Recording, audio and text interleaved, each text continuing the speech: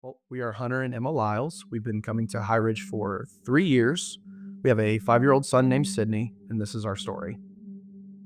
So I was introduced to the Lord at a high school, I guess you'd call it like a revival situation. I got led to the Lord by my friend's dad, but it was a lot of real emotionality behind it. I knew God, but I didn't really take him in. I didn't really try to learn who God was. I knew about him. Yeah, and I actually got saved at a church camp when I was a freshman in high school. And then I got baptized in the Holy Spirit when I was like 16 or 17, and I was really involved in church when I was in high school. But when we got married, we kind of fell off the horse and we weren't really plugged into a local church for most of our marriage. We were doing life alone. Yeah. So our son was born about a week before the COVID lockdowns in 2020. And so we were really disconnected from our friends and our family. And I was dealing with some family problems, which led to an explosive argument I had with one of my family members. During that time, I started to drink a little more heavily than I had always done, because I was so mad and I didn't have a better way to, I guess I could say I just didn't have a good way of channeling that, or I didn't have a good place to let that out. So I started to kind of numb my rage with alcohol, and it eventually came to a head. And at one point during it, I kept thinking to myself, I'd really like to stop drinking alcohol. I even tried to stop when Emma was pregnant, but I couldn't make it stick. And after this big argument I had, I think there was about almost a year's span where I don't remember a night I went to bed sober. So there were a few times in 2021 when Hunter would get so drunk that I realized, oh, okay, I think Hunter has a serious problem, and it was out of his control, out of my control. And there was one night he got so drunk that he was very angry and very belligerent, saying some out-of-pocket things. So the next morning, he was pretty hungover, but we sat up, we talked. I said, I love you. I want to spend the rest of my life with you, but I love my son, and I'm not going to allow you to take us down on this sinking ship. So she asked me the next morning, what are you going to do? And the first thing I thought of was, I'm actually going to stop drinking, and I'm going to start getting into meetings. One day after another, he was staying sober, and it felt like our marriage was reborn, and our mental health was reborn, and we were doing life completely differently than we were before. I had spent so much of my young adult life as a bartender and as a waiter, and a lot of my closest friends were made in that world, and I had to make a decision on, am I going to continue to be with these people who did not support my sobriety?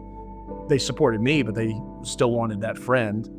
I had to learn to let those people go and love them, because it had nothing to do with them and everything to do with me. So I had to completely start from scratch with friendships, the people that were there to pick me up when I was incoherent were the only two friends I still had left, and they were a rock in that time. It was about 6 weeks after I had gotten sober. So I gotten sober in late November of 21, and we started going here to HighRidge in January of 22. And I think I really, more than anything, wanted to check a box off and say, I'm going to church. I'm trying. It was part of our recovery process. And I just couldn't shake this feeling of hope for the first time. I walked in with a dark cloud and wanted to be left alone, and the church wouldn't let that. They kept showing hope, and they kept showing peace, and I kept feeling connection that I thought was gone forever. Yeah, for a long time it felt like the addiction was the third person in our marriage. And then when we divorced ourselves from that, and embraced real connection with people here at HighRidge, we didn't even look back. A lot of the reason I was drinking was because I wanted to have control over what I was feeling, and I thought this was the way to mask that. And I very distinctly remember God telling me or asking me, saying that, I can carry some of that burden for you. I can carry all of it for you. You don't have to carry it by yourself. And I was allowed for the first time in years to truly feel vulnerable in that moment and say, I don't know how I'll go on. I don't know how I will be sober. I had to deal with the rage, and God gave me a place to feel that, where I didn't have to numb myself any longer. And so I finally felt vulnerability, and I felt a father finally embracing me.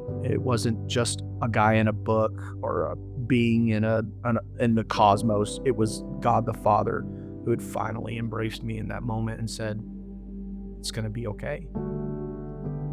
Yeah, the thing I really remember the most about going to church that day is I kept looking up on the stage, and Pastor Tim just kept looking at me. And I thought to myself, there's no way, like, this guy's he's just looking around Into my soul. And I asked, about a year later, I said, PT, when I walked into this church, like, I was sad, and I just felt like you were looking at me. Do you just kind of look around or look in an area? And he said, no, I saw you. I saw how dark you were that day. And it was just so nice to finally feel seen, that I wasn't just another person in the crowd in January, but the pastor actually took his time and said, no, that I saw you. I saw your struggle that you were going through. We have a saying in Celebrate Recovery is, it's just like we do here at church, don't do this alone.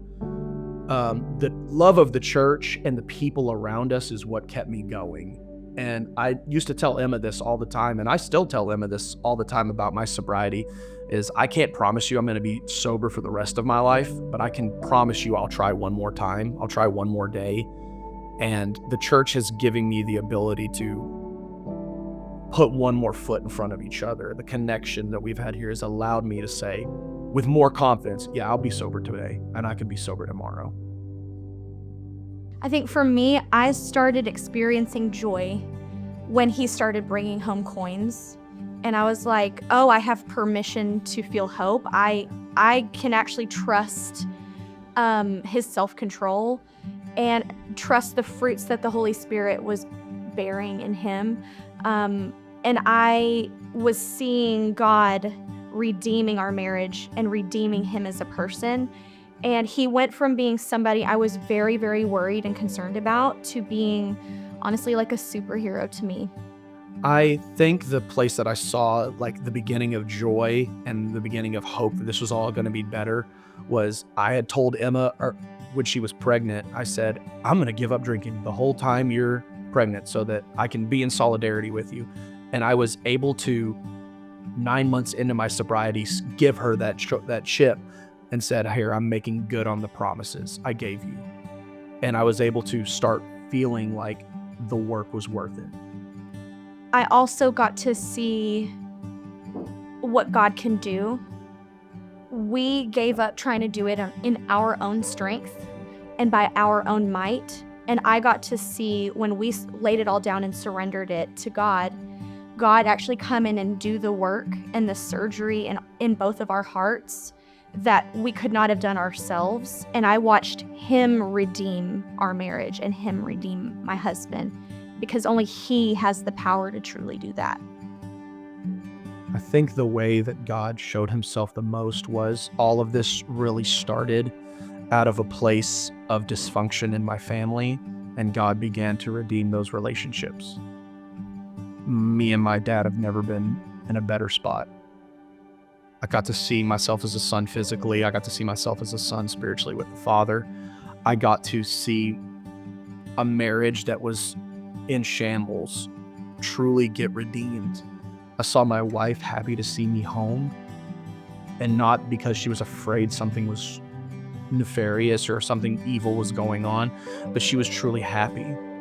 And that my son was overjoyed to see me. I got to witness what it was like to just be at peace and be healed, because the family that God entrusted me with actually loved seeing me come home. There was so much joy in that for me. I think for me, it drove home the story that the opposite of addiction is not sobriety. The opposite of addiction is connection. And for the majority of our lives together, Hunter and I have felt like orphans. And it wasn't the truth. It's just the way we felt. And it's the story we believed about ourselves. And coming into agreement with that story was actually what led us down the path of addiction. And when we started to believe that we were a son and a daughter, and we started to receive the connection, the secure attachment with God, and then connection to other believers here at church, we didn't even need it anymore. I will say with complete confidence that the reason Hunter is sober is because we did not do this alone. He immediately got into Celebrate Recovery. We, 6 weeks later, got plugged into church. And because we're getting the connection we need, we were able to maintain the life we have now. So there is no possible way to do this alone. I think more than anything, I'd want somebody to know that, just like Emma said, there's no way to do any of this by yourself. You can't white knuckle your way to sobriety. You can't white knuckle your way to freedom. You have to do these things connected with somebody. Not everyone in the world needs to know what's going on, but somebody has to. And when I connected with the men that would sponsor me through this, it wasn't 20, 30 men. It was 2 guys that sat in my mess and said, your story's my story. And what you went through is what I went through. And he just showed, these men, through the grace of God, showed me that my life wasn't over. That my chances of being a good father weren't over. The chances of being a good son, a good husband, were just beginning. And I'd want someone to know that God the Father's calling you back to that, to the way your intended relationship was, to be connected with someone deeply and emotionally. And for anyone who's going through the same things, I just want you to feel assured that when I found Jesus and I found community, I found my joy again.